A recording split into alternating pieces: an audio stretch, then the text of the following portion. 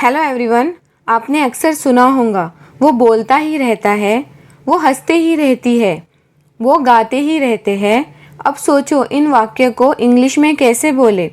यहाँ ही रहता है, ही रहती है या ही रहते हैं, मतलब यहाँ कोई काम बार बार लगातार होता है। तो इनको इंग्लिश में ट्रांसलेट करने के लिए एक स्ट्रक्चर है कीप्स ऑन के साथ वर्ब में आईएनजी, जिसका मतलब होता है कोई काम जो बार बार या लगातार होता रहता है। सबसे पहले देखते हैं कीप का बेसिक मीनिंग। कीप का बेसिक मीनिंग होता है रखना, और जब कीप के साथ ऑन प्रीपोजिशन ऐड होता है तो बनता है कीप ऑन फ्रेज, जिसका मतलब होता है जारी रखना। लेकिन जब कोई काम बार बार या लगातार होता है तब हम कीप के साथ ऑन और फिर वर्ब में आईएनजी का यूज़ करते हैं। सबसे पहले देखते हैं कीप ऑन के साथ वर्ब में आईएनजी के स्ट्रक्चर को। सबसे पहले आता है सब्जेक्ट, सब्जेक्ट के बाद आता है कीप्स ऑन या कीप ऑन।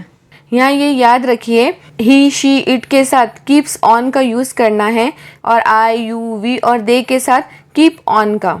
फिर आती है वर्ब आईएनजी के साथ, और अगर ऑब्जेक्ट हो तो लास्ट में आएगा ऑब्जेक्ट।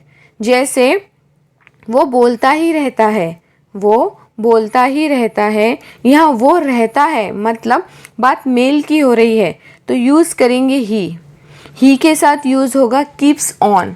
वो क्या करते रहता है, तो वह बोलते ही रहता है। यहाँ बोलना जो वर्ब है जिसकी अंग्रेजी होंगी टॉक, टॉक आएगा आईएनजी के साथ तो बनेगा talking.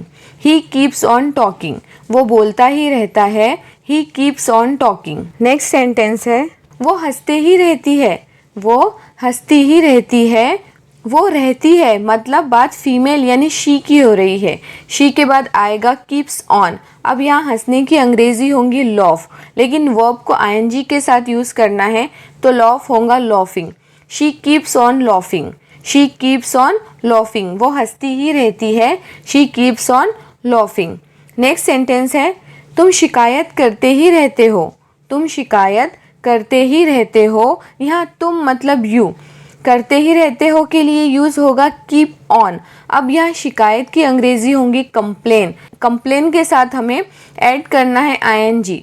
You keep on complaining, you keep on complaining, तुम शिकायत करते ही रहते हो, यू कीप ऑन कंप्लेनिंग।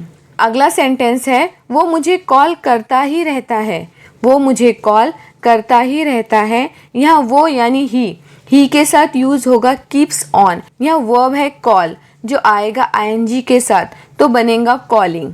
और वो किसे कॉल करता ही रहता है, तो वो मुझे मतलब जिस पर एक्शन हो रही हो, मुझे यानी मी ये ऑब्जेक्ट है तो हमारा कंप्लीट सेंटेंस होगा he keeps on calling me, he keeps on calling me. अगला एग्जाम्पल है तुम बहाने बनाते ही रहते हो, तुम बहाने बनाते ही रहते हो। तुम यानी यू के साथ यूज़ होगा कीप ऑन। बनाना की अंग्रेजी होंगी मेक, मेक आएगा आईएनजी के साथ जो बनेगा मेकिंग। और बहाना जो ऑब्जेक्ट है जिसकी अंग्रेजी होंगी excuses, you keep on making excuses, तुम बहाने बनाते ही रहते हो, you keep on making excuses. So guys आपको कीप्स ऑन के साथ वर्ब में आईएनजी वाला स्ट्रक्चर समझ आ गया होगा। अब आपकी बारी। इन हिंदी वाक्यों को इंग्लिश में ट्रांसलेट करके कमेंट बॉक्स में लिखो। वो लड़ता ही रहता है, मैं सीखता ही रहता हूँ, बच्चा रोता ही रहता है।